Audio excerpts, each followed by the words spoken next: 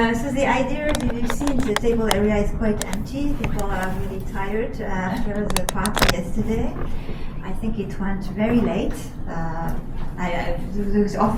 tourist office called me and said we had to make a point, so I wonder what happened after I left. We'll see. But in any case, we are still here. It's really good that. So the idea that was we did this roundtable. We thought, okay, we've been a lot of panels in the last 2 days with experts, also some of them coming from the outside, and why not do? I'm sure the people in this industry, they have things to say and they want to share, maybe in a smaller circle. So because there are less people, it's a place to do it and the moment to do it. So I asked Veneta and Valerie to set it up. So it's like a couple, English, French with very different background. So they combine their expertise and knowledge of the industry, the people they know, and then they did a list of people. Select, some of them. I think you even changed you wanted to go back to Paris, but you are here. This is really good. Thank you very much. And so and then they did some questions, and this will be the opportunity within this to present to you, if you don't know it already, what CEPIC can do for you. Now I leave the floor to the two organizers. Hi everyone, and thank you for coming this morning. It's very nice of you after the party and all those busy days. And the idea, I have a sore throat. At the beginning, Veneta and I were quite ambitious, and we sent to the selected panel a lot of questions about the state of our industry. And during these 2 days, we attended the conference and we discussed with some of you, and we thought that the question that was never addressed around these 2 days was what are the final clients think about a generative AI. And it was really interesting to have some anecdote stories of all these professionals of what's the client say, okay, I want, I don't want, I need or not, I don't know. And so we decide to focus this discussion about that. And what I suggest is maybe briefly you can just present yourself. So we will see all the background of the profession. Okay, who wants to go first? Sure. Women first. She hands it, I take it. I will start by saying I probably have more anecdotal comments about clients, with the exception of we do a. Sorry, can you introduce yourself? Oh, I'm sorry. Yes, I'm sure. Yes, let me introduce myself. I'll try not to make a bad joke. So I'm Leslie Hughes. I am from DMLA. I'm from the United States. I have, pardon me? No kidding. Oh, sorry. Well, I was born and raised in Oklahoma, so if you get me drinking, you'll hear a much different accent. But in any case, so I've been in the industry a long time. I started with a company called the Image Bank, which is interesting to me that very few younger people know of it. It was acquired in the late 90s by Getty, and then went to Corbis, and I've worked for a couple of agencies. I'm now out of the pure licensing side. We have a technology company that has a platform that creates productivity tools for clients, and it's called iSpy Visuals. So they can do an aggregated search, they can do things within the system, but it's intended to help them save time.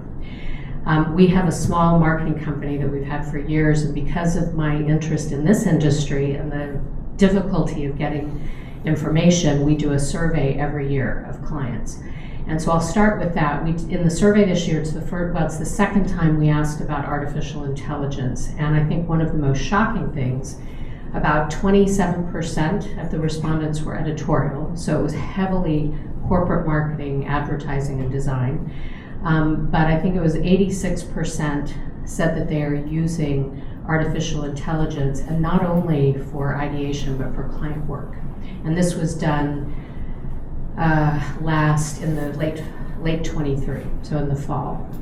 And that surprised me that so many clients were using artificial intelligence. And so I started having conversations with clients that we work with, and I shared with the group, I was invited to a very large ad agency's meeting, a creative director with their art directors in New York City. It's a healthcare agency. And the creative director was teaching them how to use Stable Diffusion or Stability AI and Midjourney, and in fact was just singing the praises of these generative AI tools as a wonderful creative tool that they could use. Now keep in mind, this is commercial, so it's very different. I'll come to the editorial in just a second. But he was so enthusiastic and saw the generative AI tools very differently than I think many of us had seen it, because he saw it as an artistic creative tool where you could really express yourself. And then sadly, and I share this, naming one company in particular said how great it will be that we won't have to use, and I'll say XYZ stock agency anymore. And it really struck me as it was very negative for the industry, very scary. But it highlighted for me the difference in this particular group's mind, this particular individual's mind, was that stock was a necessary evil, the traditional stock environment. Now, we know not everybody believes this, so I'm sharing an anecdote, but for this particular agency, they felt it was something they had to use. Someone said earlier in the week, it's highly efficient. You know what you're getting, you can go find, it's quick, it's affordable, and so forth. Generative AI, it wasn't about the efficiency, it was about, for them, for this particular group, the creativity that it allowed them to have something in their mind and be able to output it. And he spent a lot of time telling them how to refine and how to go back and how to get it. So I think that was the most striking thing for me in terms of talking with the clients. And I'll just leave you on the editorial side, and I'm sure others will speak to this. I think it's a very different landscape because, and I'll just share this report, there's a research firm in the United States called Forrester, and they do a lot of very extensive research across many different industries. And they did a report on the media industry and on publishing in particular, and really did an extensive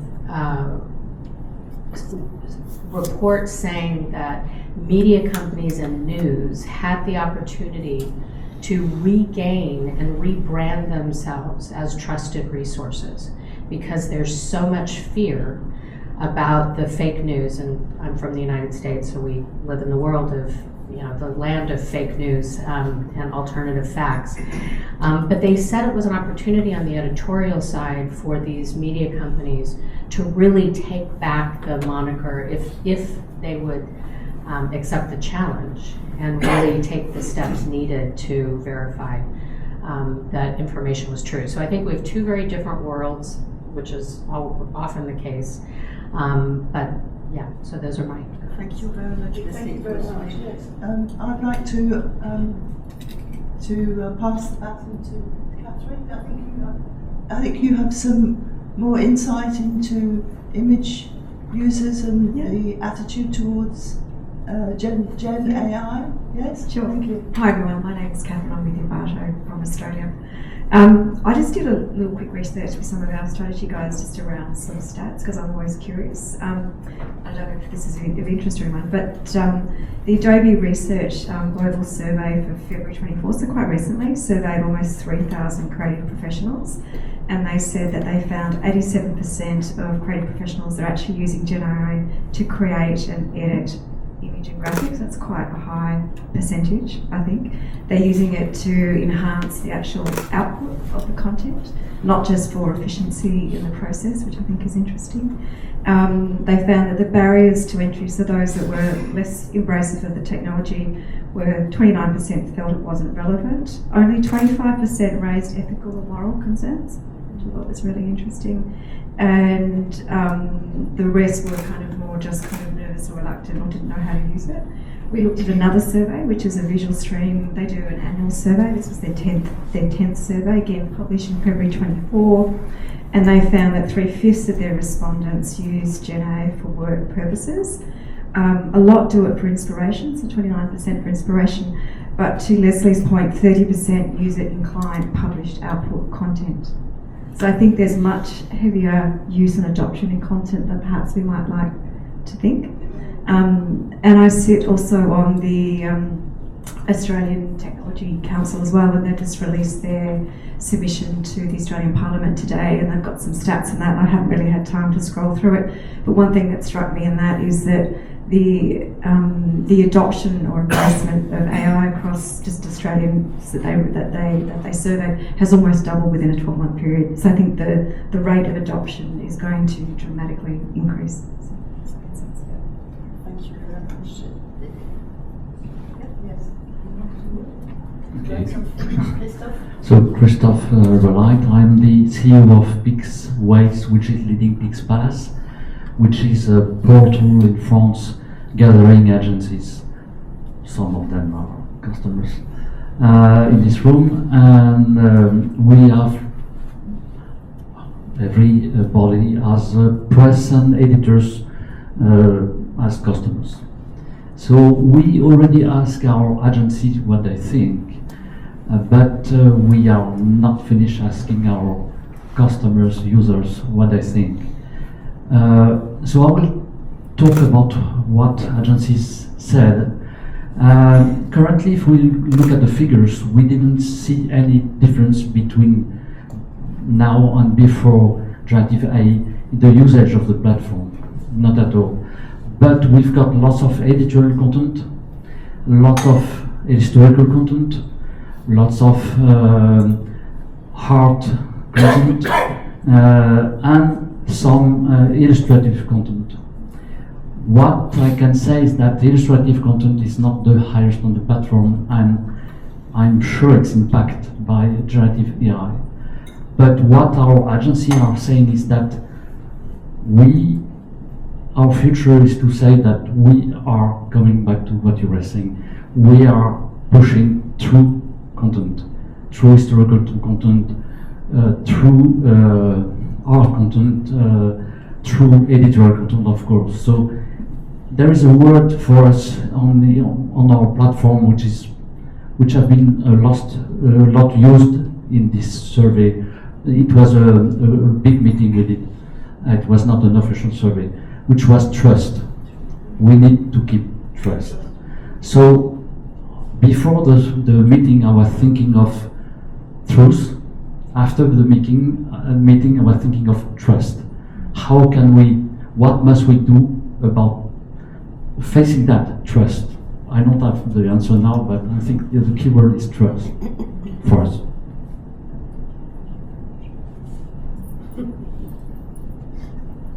I was not planning to speak today because at CEPIC I spoke many last year. This year I will let Frédéric speaking more than me. But yes, but just one thing.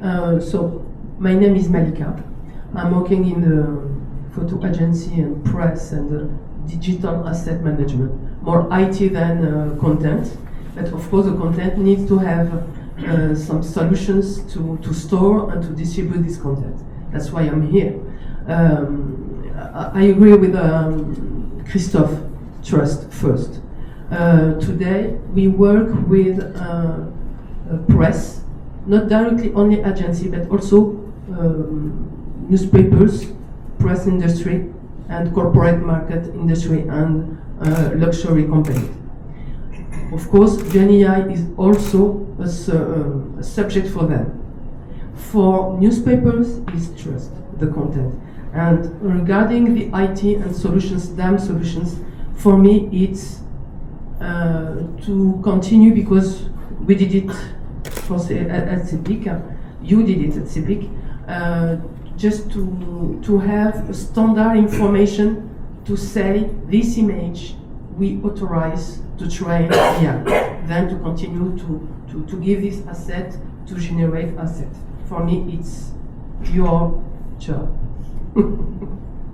And the second one for the IT is to integrate in the DAM solutions you have today some solutions not only to track and to mark the asset, but also on the website, newspapers, information, news, information, to say, okay, this image we checked, and you have just an icon or a tag that's saying it's verified. We know that it's correct, and when you click on it, you have all the history from yes. Okay, this is our part on IT, just to try to find companies doing that. And thank you. Hi everybody, I'm Stuart Cohen. I live in Dallas, Texas, and I run Superstock. Huh? You hear that? Come on, I'm Canadian. But to what you said, you remember when Photoshop came out and they were like, okay, any image that's been altered should have some kind of symbol, and that lasted 12 seconds.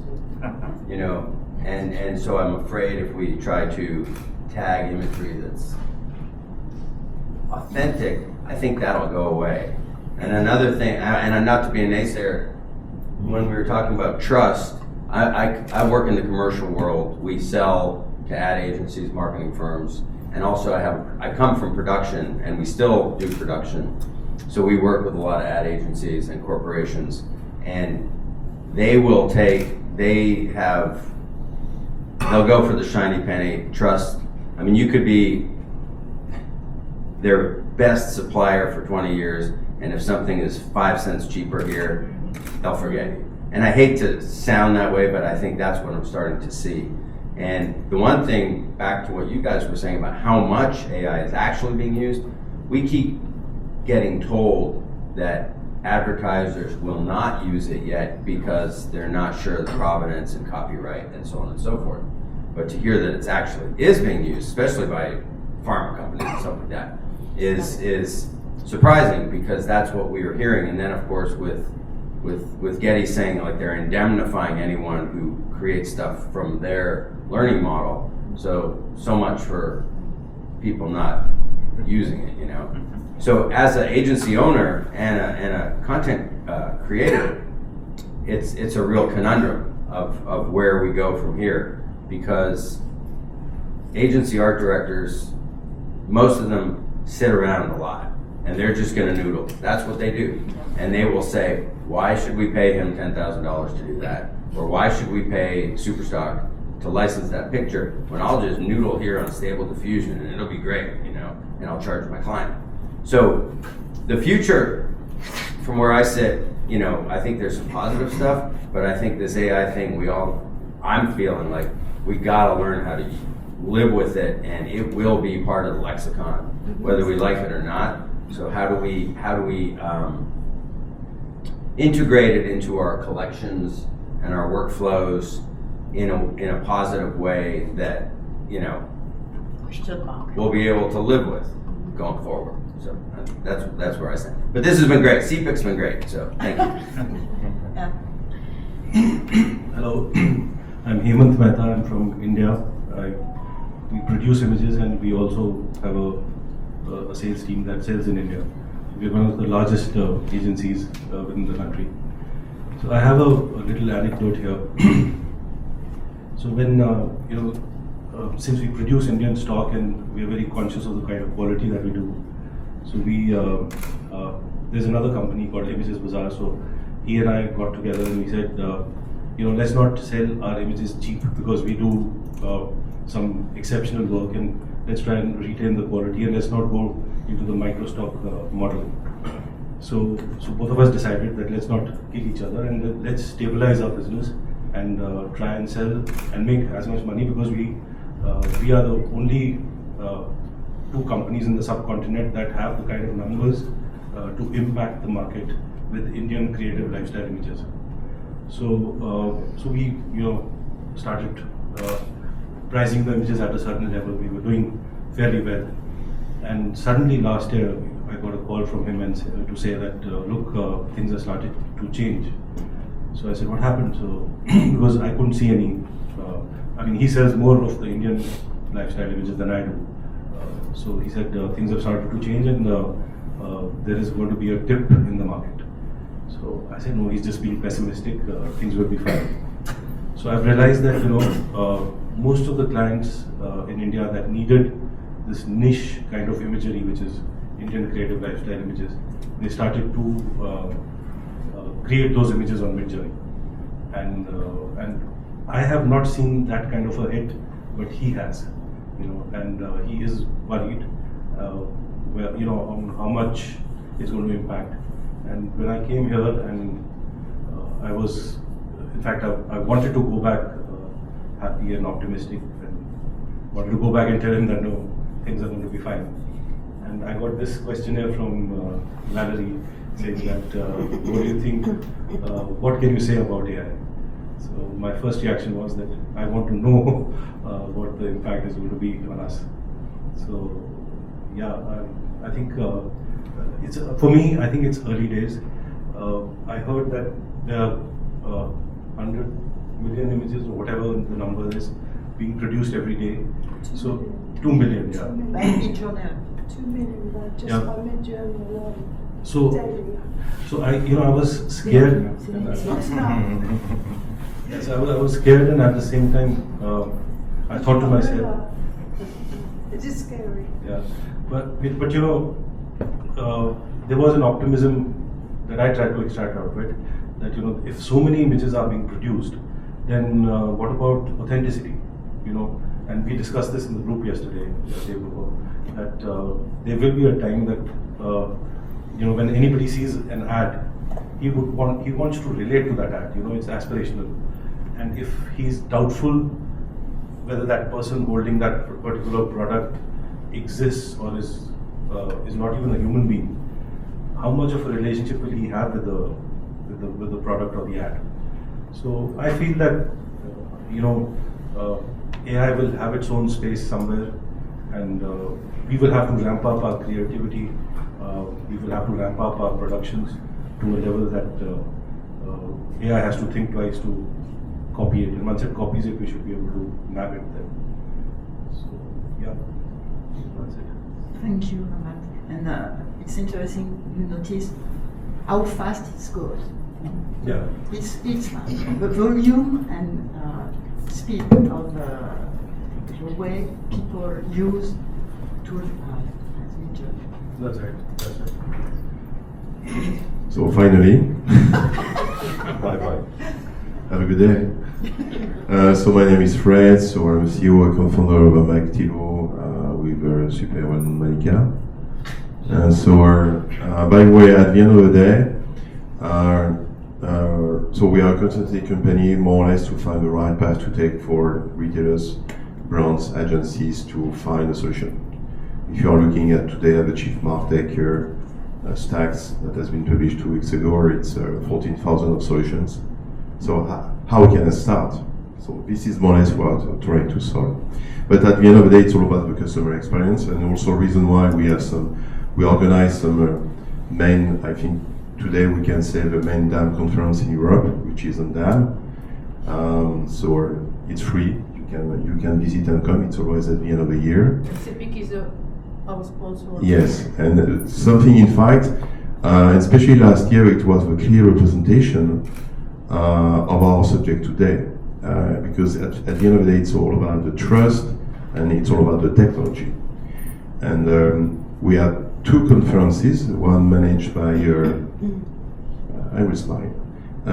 One managed by Sylvie about the trust and Shutterstock. It's definitely something we have to pay attention, for sure. But the other subject, it's all about the technology, and especially with Paul, which is maybe in the cloud or somewhere. We were trying to tackle finally what works. And if you remember, at every level of technology since the last 25 years, I like the introduction of Steve Jobs in 1997 when he was back to the business. He said one important thing that most of the vendors and every people is missing. It's all about the benefits to the customers. Okay, so whatever you're doing, it's not about the technology. It's all about, and this is the DNA of Activo. we are sitting alongside the customer and see how they are working, what they need. And so, when you pay attention to this point, technology speaking, I think at that time it's not ready for a couple of reasons. And especially, I think you are aware about the CEO of NVIDIA super conference 1 month ago. And in fact, today, when you're talking about GenAI, it's all about how we can process images. Okay? And at that time, we don't have enough processing resources. So, when you're talking about GenAI, at the end of the day, I think it's weird today because as soon as you're searching for high quality images, you don't have. You can try it in Photoshop, in even the version 25 beta. I tried it yesterday night once again. Okay, it looks nice, but if you are zooming, it's not nice. Okay. Even Canva, which is today a 60 billion company, and with a main conference next week, they are maybe the best at that moment, technology-wise, but it's not also the top. And if you are looking at the JP Morgan roadmap, this roadmap has been postponed of 6 months, beginning of this year, because we don't have the resources to process things. Now, if we are back to benefits of a customer, and especially what we are trying to do, but DAM system, what is a DAM system? It's an engine for assets and metadata. So metadata are very important regarding the trust, IPTC, and etc., which starting to be something rare today because most of the vendors are losing that. But by the way, and on the other side, a DAM system is a repository, a single source of truth for all the assets to be published. And we do believe that it doesn't make sense to do some creative things, operations on publishing assets. And so if we are looking at finally what really matters for the customers, and the good presentation of that is Bria, which is also a sponsor. It's all about on the creative agency side, or on Shutterstock or Stock side, because you create content. So you need to get some ideas. I like also the name of our Canva, which is calling that Magic Studio.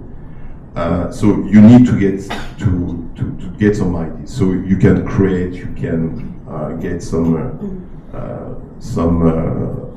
exciting ideas of creations, but not in the DAM, in fact. So for us, we do not see the interest of GenAI inside the DAM system. You don't? Yeah. Okay. And And- your client, And you, even. Sorry? And your client, even. Even because I'm one of the principals by Michelin to provide DAM, PIM, CMS, etc.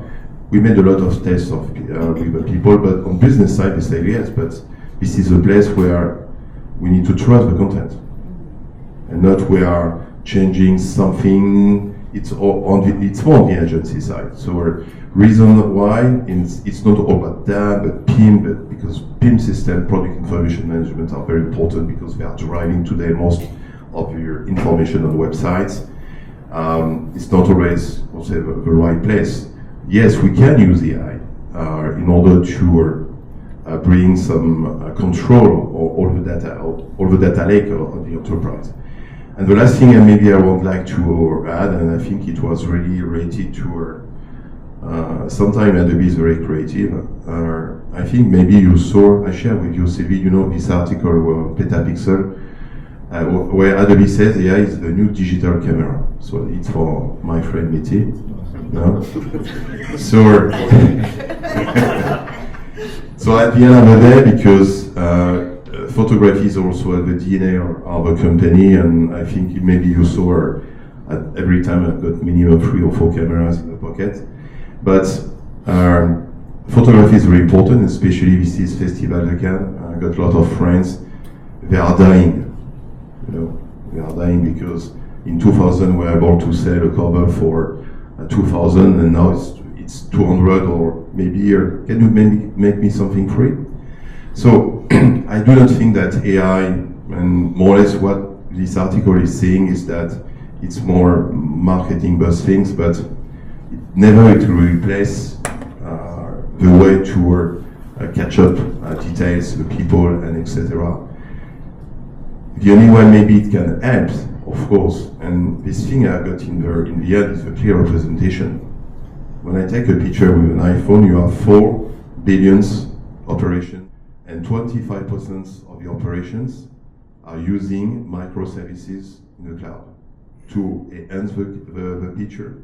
And today, you agree with me that it's doing the perfect picture, which is a challenge for a photographer, because at one time, when you are doing with and we have a photographer in the room, just behind me, and even myself, I see with the latest Nikon. We were all talking about Nikon last year because they are also doing a lot of things about trust, but you don't have the top picture. You know, and most of the time you can do 60 pictures when you are doing maybe 10 with your DSLR. So this is more or less our vision of AI. Trust, what works really at the end of the day, but I think we do believe it's very important to protect, to control, but not to kill the creativity in the same time. Okay, so we always think that sometimes US is innovation, Chinese are copy-paste, and Europe is bringing regulations. So I think it's not a reality, but we have to find the right path to take to get creativity, but to protect and trust people. Thank you, Philippe. So now the news guy. Hello, my name is Philippe François, and I'm head of the editorial picture and video department of Belga, the national agency in Belgium. I woke up this morning with this voice. I don't know where it comes from. Sylvie told something about the party, but I have no clue. But Drinks are always good for yeah. Yeah, we I think many participants told interesting things about trust. I want to add another value that is transparency, actually. I have 2 small stories about that. Recent stories that one big broadcaster in Belgium, big client of Belga, didn't want to use one of our suppliers anymore, picture suppliers, because they thought the pictures were so nice that there had to be some artificial intelligence in the game, and we assured that it was not. And we checked the image and the supplier, and so the clients become very suspicious regarding that. That's one thing, and the other thing is that I had a mandate. How do you call that in English? I'm sorry, my English is quite poor. But I had a mandate in the deontology council on the Flemish-speaking site in Belgium. There we were able to set up some basic rules about the use of AI and other tools in the editorial process. Indeed, when we questioned the media in Belgium, they all of them wanted to use these tools, even they were not aware that actually they are using AI with metadata and other interesting parts of the process. So they were not really aware about how far it goes. It can go, but when we actually showed them and made some awareness, they were all they agreed that they should have in a certain way have a transparency towards their users of the media. So it's quite a positive story that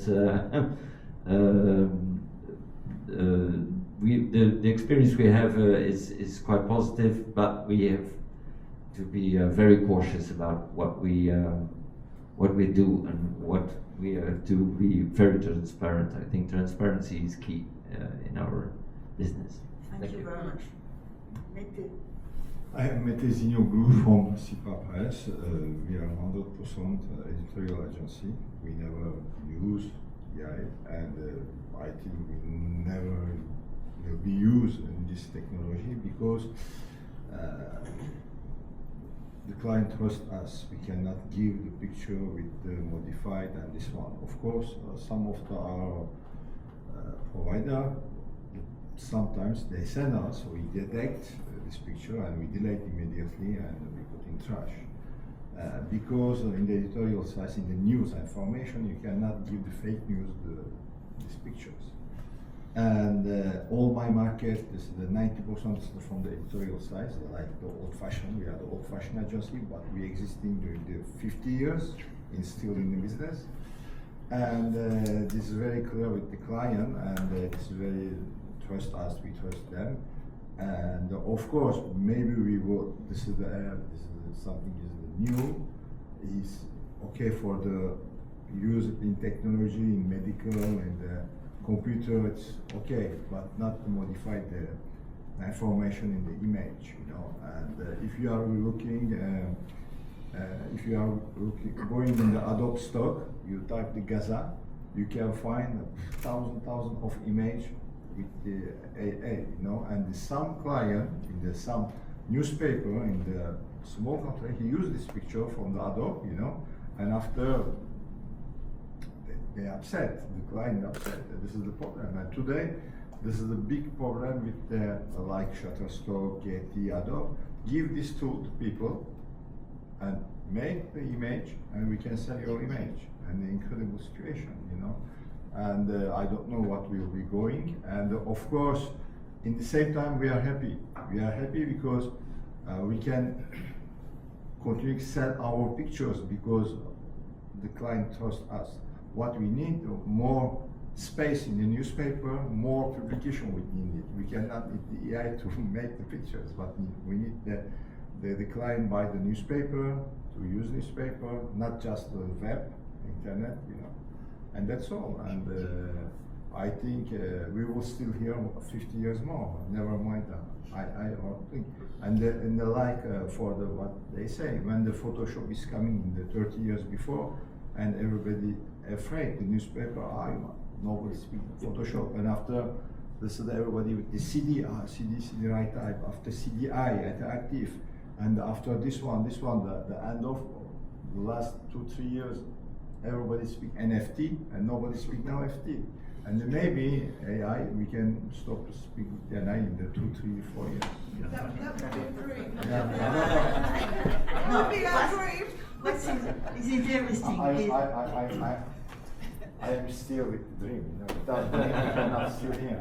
Mette, what is interesting in what you say is if clients are not happy when they discover they use a Gen AI editorial picture. It's interesting if they are not happy with that. Yeah. No, Because it's not true. and in the sometimes some photographers send 1-2 pictures, you know. Yeah, we want this one. Of course, we work with our photographer, but some people send the picture, and we are not sure. We have the software to detect. I pictures today. Okay, we can, and we say, okay, send me all the sets. Right. And if you cannot send the set, okay, trash. Yeah. No, Can I add something? I think it's interesting, and there's there's a group called Gartner in the United States, another research firm. They have something, I don't know exactly what they call it, but I call it the hype cycle. And it was interesting what you're saying, because I've been around a long time myself, and I've seen this is going to destroy the industry, and this is going to destroy the industry, and this is, you know, and you even said, you know, the Adobe tag 10 seconds. The hype cycle, the Gartner hype cycle, basically talks about when new technology is launched, there is this period of significant hype. And it's where, you know, whether you're on one side or the other, but it's a lot of hype and it's going to do all these things. And if you go back in time, there are very few industries that have been totally usurped by something new coming in, and particularly technology. It requires change. And I was talking with someone who's not here this morning about when royalty-free came out. And there was a DMLA meeting, and a particular individual stood up and basically said, my agency will never go into royalty-free over my dead body. And he died.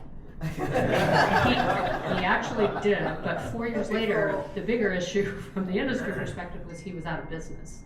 And so I think that's kind of what we have to keep in mind. We're in a hype cycle right now on AI, there's no doubt. But the interesting thing is it's moving faster, and I think it's having a greater impact with clients on one side or the other than very quickly than things in the past. So I do think that's different. But I think the positive is I don't think it overtakes anything, but it forces everyone in this room to rethink how they're going to use the technology and how they're going to position themselves. So I thought you made a really good point and just wanted to add on to that. Thank you. Lucia, would you like to add to that? Yes, I would like to add something to that as well. I'm here, at one part I'm here as a creative director. We are a producing studio for creative content.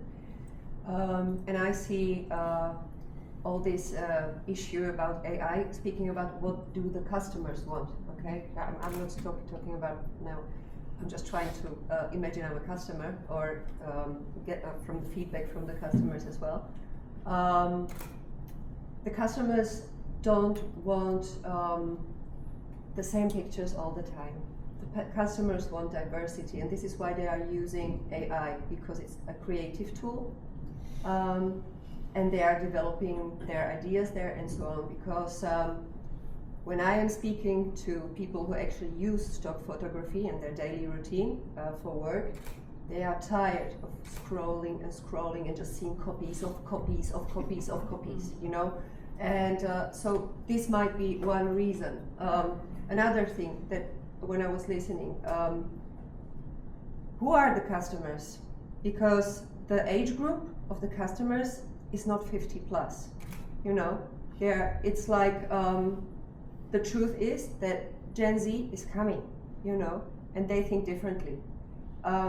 There's not one person under 30 in this room now. Me. This is important. This is like, what can CEPIC do for us? I think CEPIC could invite young people, really. To get more insight into what is actually really going on, because the young people know what's going on. They you know, and they work with our pictures and so on. So for this, and then another point, I'm not only here as a creative director, but also I'm here as a member of Creatives for Climate. And the question is now, what do the customers want? I think they want sustainability. I think this is a really important issue that we should talk about here, because and you will speak later on this. I will speak later on this. Yes. Don't worry, I will not go too deep into this, because yes, I can speak hours about this. But I think that we should provide a sustainable model of how we operate. Sustainable not only like on the environmental point of view, but also sustainable as such as, okay, how can we save the picture industry? How can we carry on, you know, and how can we sort of make this possible? But on the environmental side, I think everybody in this room should think about it, because AI is a good tool. It will not disappear, as was said here before. It will stay here. We will stay here. We will change, because this will drive a change within us, you know. But I think that we should really think about how we run those models of AI and so on. And if anybody's interested, because I would like to pass this microphone to the other speaker. So really, I would like to ask you, each one of you, to think about the sustainability of AI and how we use it. So I pass the mic. Okay, just I want to ask for you one thing. I work with the image, you work with the image, but we are not in the same ship. You are in the Absolutely. stock. Yes, You know? yes, And absolutely. the stock, you need the new one. Sorry. And for me, the client, he did the new one. I make the information. Okay. Yeah. Today I make the picture. Tomorrow this is the other picture is coming. This is not the same. Do you understand me? And each day my picture is selling during the 5 days and just 1 week. And after this is the old pictures. You know, the archive pictures. And why you need maybe AI for the stock pictures? Okay, this is your job, but not for the information, not for the. No, not really. I don't need AI. You know, I love my camera, and I. There's absolutely, no reason. You know, and I absolutely understand that in the editorial, you know, the AI. Well, what for? You know, like okay, but it's only that I understand that it is a tool that we can use. Yeah. I think exactly the height will come down a little bit, you know. So, okay, but why not use this tool? This could is perfect, you know. AI as such, not like generative AI for pictures, can bring so many good things as well, you know. No, for the technology, for the medical, and for the all the information. But I would like to make just one last point, and this is, and that's. Speaking about like the visual language and speaking about visual communication, for example, of climate change, this is a question, you know, because I am facing within this theme, within this topic, I'm facing the question of possible futures, because we cannot only show what is going wrong in the world. We cannot, for example, related to climate change, you know. But we also have to show what is possible to do.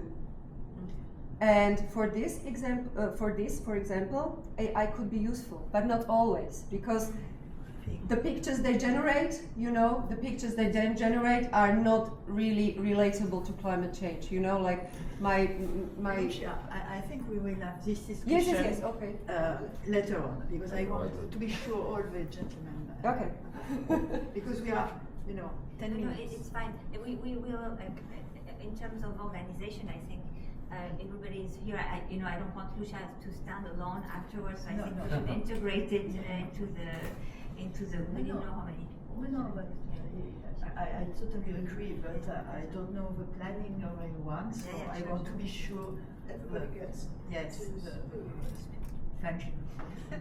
Thank you. I'm a CEO of the Collective Society for Visual Arts in the UK. Some of you may know what that is, and a lot of you probably don't know what that is. But I'm also on the CEPIC board, BAFTA board, and I run a couple of small agencies. So I've got a sort of fairly wide interest in the whole process. We recently did a survey of our members, and I was hoping to launch it here, but the responses were so rich that it takes a lot more analysis. We gave them the option of yes or no, but everyone wanted to say more. And I think it's going to be a very good survey when it comes out. It's hoping to launch it fairly soon, and of course we'll put it through the through CEPIC, and so you all have to read Sylvie's newsletter, where it will be not featured, there will be a link to it. It's interesting hearing the divide here between stock and editorial, fact and fiction in some ways, possibly, and AI suits the fiction side very well. And there's concerns, obviously, for the truth, and that is possibly, in the survey, I think everybody responded, because they're mainly editorial agencies who are our members and editorial photographers, and they are concerned about their clients' response to any AI content they may supply. As agencies, they don't take it in because they want to maintain that trust that we mentioned earlier, and I think it's about 90% that they are concerned about their reputation and what comeback there is on them and their earnings because of it. So that was fairly constant in the response. I think one thing that I have heard recently, and I don't know, Veneta on the picture research side, if you have heard this, but I've heard that Dorian Kindersley have sent out instructions that no AI can be used That's at all. correct. That's correct. That's the only publisher I've heard of. Yeah. Sorry, And that is correct. It's the only publisher I've heard of that's given that diktat. Yeah. I haven't had a chance to speak to any of the other editorial directors in the publishing companies. I too have a survey going out that had exactly the same response. Yeah. It was almost impossible to come out with a conclusion because everybody wanted to, you know, sort of add a little bit more to it. So the yes and the no's doesn't actually equate when you look at the results. Yeah. So I too will have that for you later, Sylvie. But I think it will be interesting to know how the publishing fraternity feels about the use of AI. And now I do understand your point, Lucia, about the younger generation that are coming up behind us that are making use of it, but they're making use of it in a different way. And I think actually that we shouldn't fear AI. I don't think any of us fear it, but it's like everything. It's new and it's disruptive, but we can embrace it, or we can ignore it and not embrace it in that sense, and push forward in the traditional way that editorial photography, news photography is real, hasn't been manipulated in that sense by Gen IA. It may be manipulated with Photoshop, which is acceptable, but to actually take an image and make it look as if something completely different has happened, that to me is unacceptable. And I think, having worked in the news media, I think they would find that unacceptable too. That's my point. I think the thing on the publishers front is that their biggest source of revenue is licensing on, either chapters or entire books or sections, and their purchasers want to have that trust in what they're buying. And if the biggest source of revenue is going to be threatened by a lack of trust in what you're supplying, I think that more and more publishers are going to say, we're not going to use AI for that purpose. And I think it's showing a very clear divide between editorial and stock. And I think that it's perfectly suited for stock. I think it's also used in ideation, and I think that's that's normal because having worked in publishing all my life, we used to take. Did we pay for them? We used to find images online and use them as a basis, to create a scene. Oh yeah, I mean, I think that's been going on for time immemorial. It's very interesting. AOP and AOI, which is the Association of Photographers in the UK and Association of Illustrators, they've just sort of. I've seen some workflows that they have been researching for their members, what their members do, and every single one, photographer or illustrator, goes to AI for inspiration straight away, and that's their step one. They all use Photoshop, obviously, and they wouldn't be able to not use Photoshop, but very few are creating content using other creators' content, put it that way. They're using their own within systems and within programs, but they're not. They're steering clear of what they consider to be theft. Okay, thanks, Paul.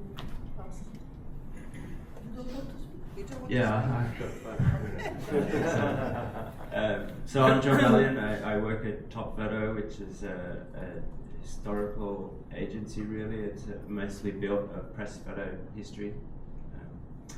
So when this came out, we made a fairly clear decision: is our USP that is what we have is real, and that is very important, and then we need to kind of ring fence that, and that's what we're going to sort of say. And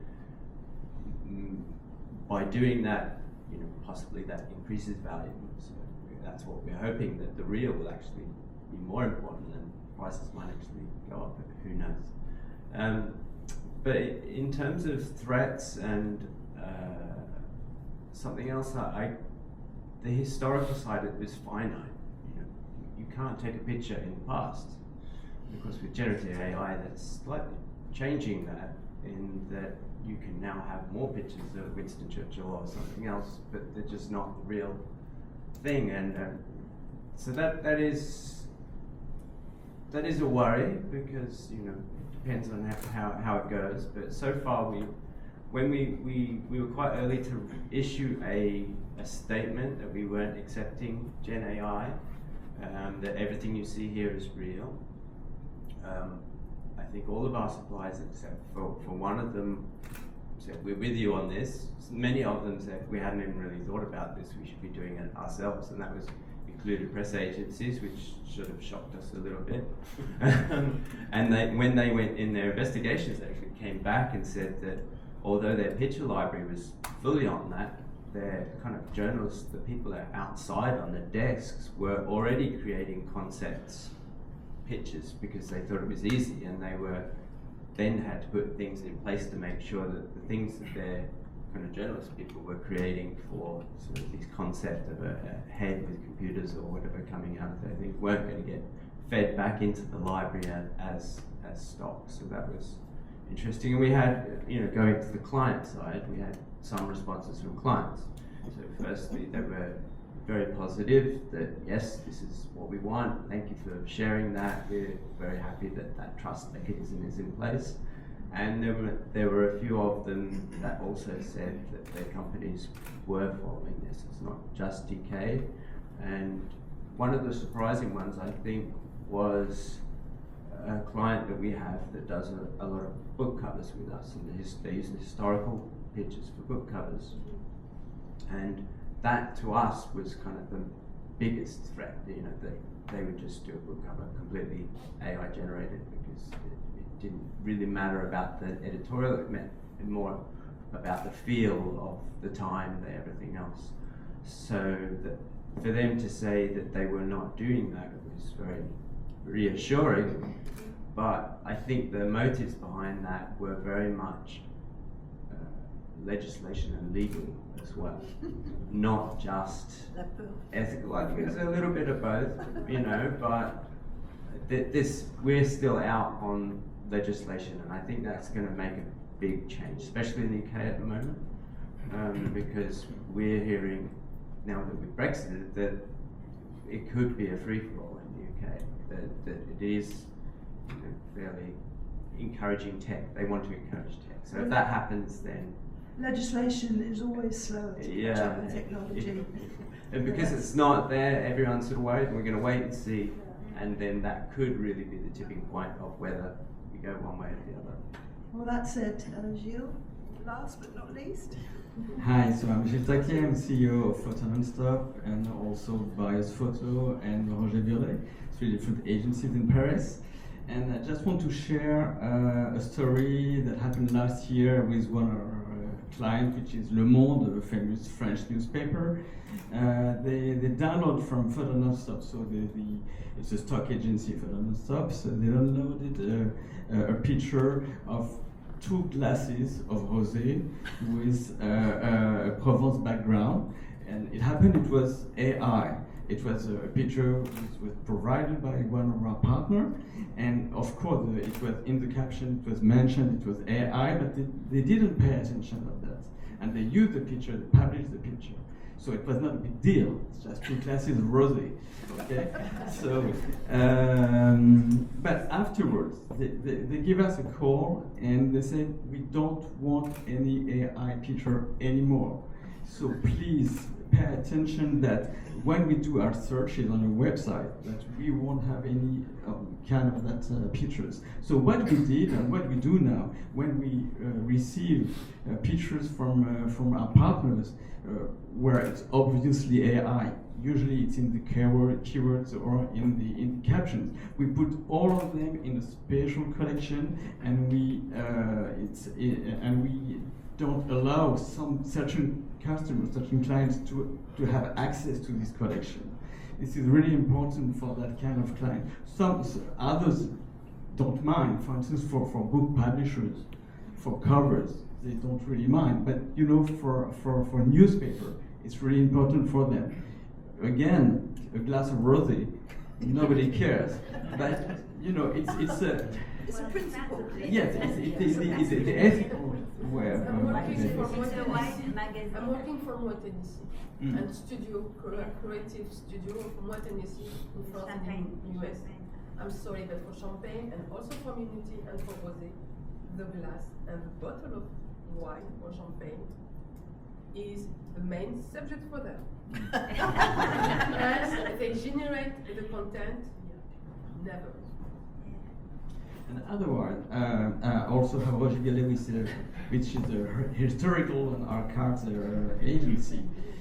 And I think that GenAI, just if we colorize the images, could bring some more business. Because, for instance, documentary, you cannot air documentary on prime time if it's in black and white.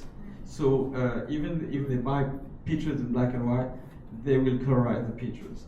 And it's not, to me, it's not a big issue. I mean, as far as we control it, as far as there is no issue with moral rights, of course, with the authors. It can bring some more business for us. So that could be interesting.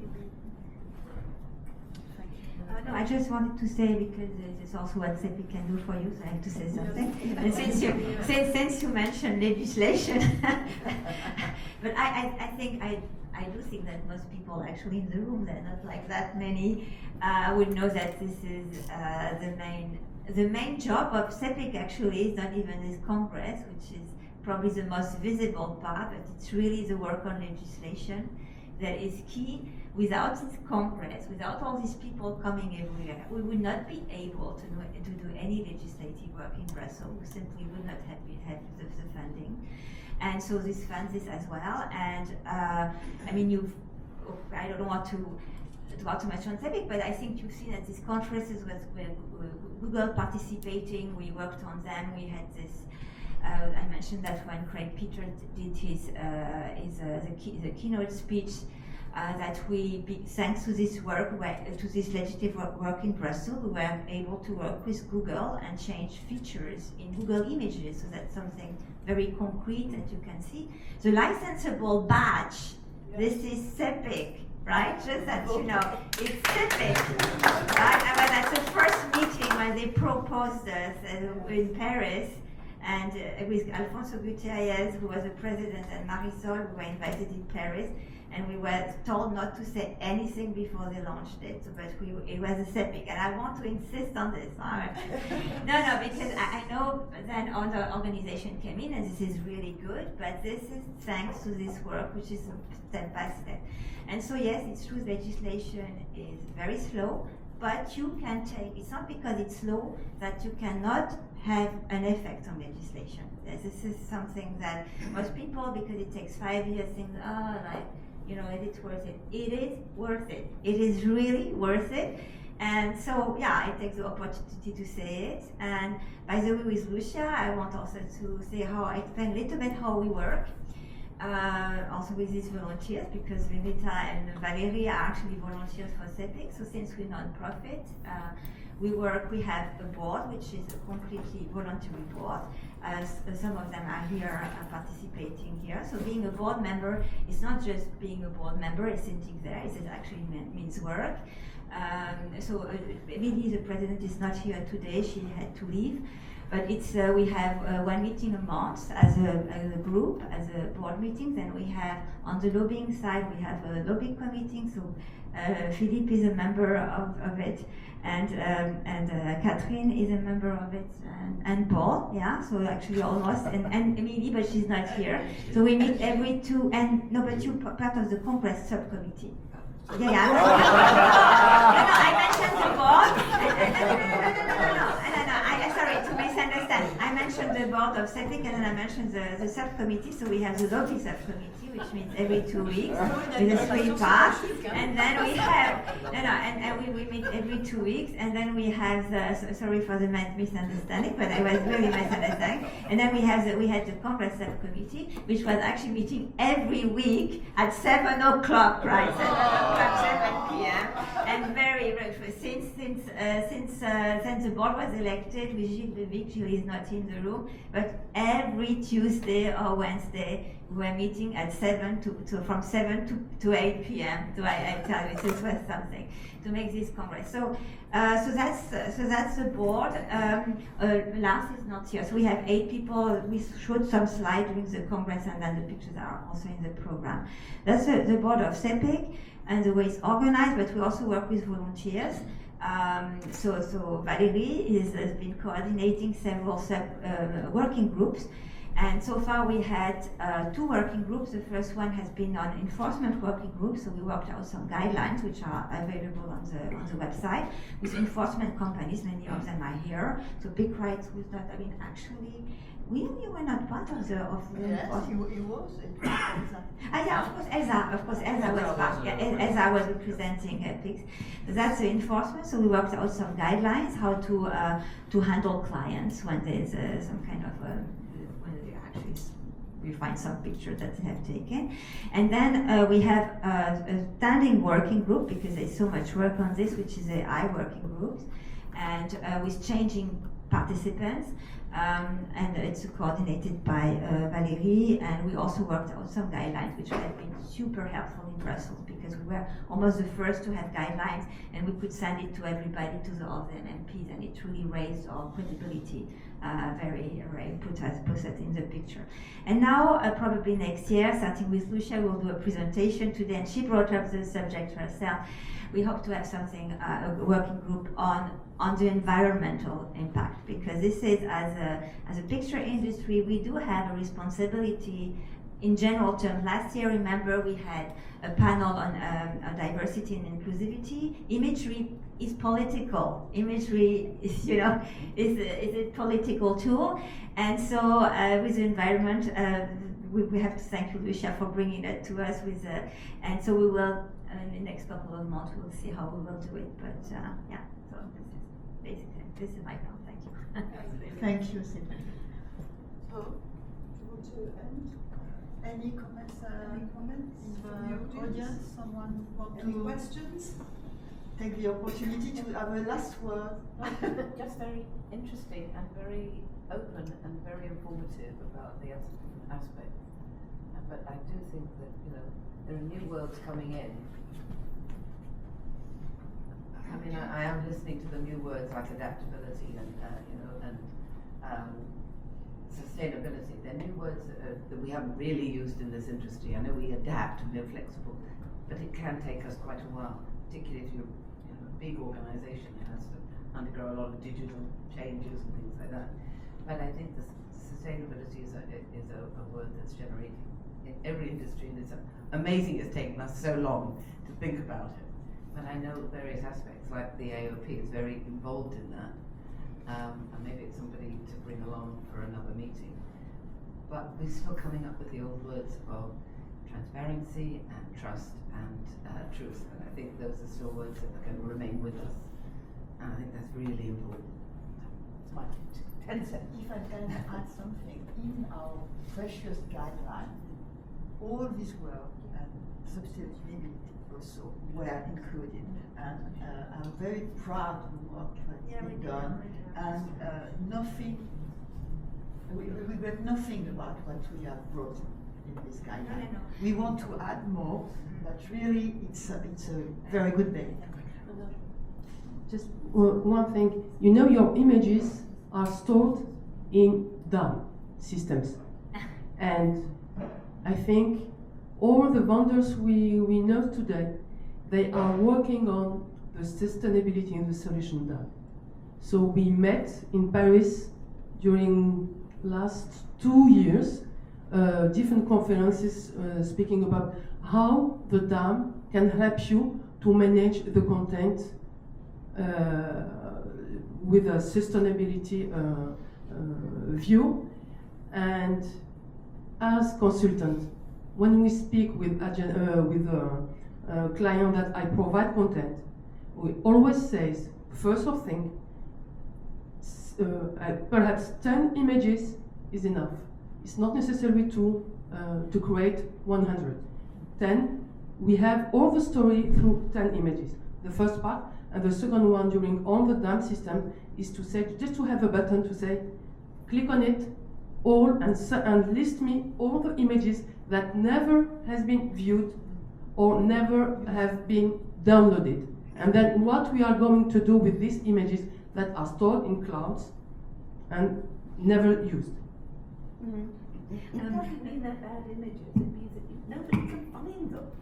I mean, the big word Yeah, is edit. I'm not saying that we need to delay them, just to ask what we will do with that. Perhaps we need to put more metadata on it to highlight this content, or no, I don't know. But we need. It's a subject for next we year. need just to decide. Yes, with pleasure. Just one last thing, sorry, on CEPIC, I forgot to mention, it's a membership organization. Yeah, I wanted to say this.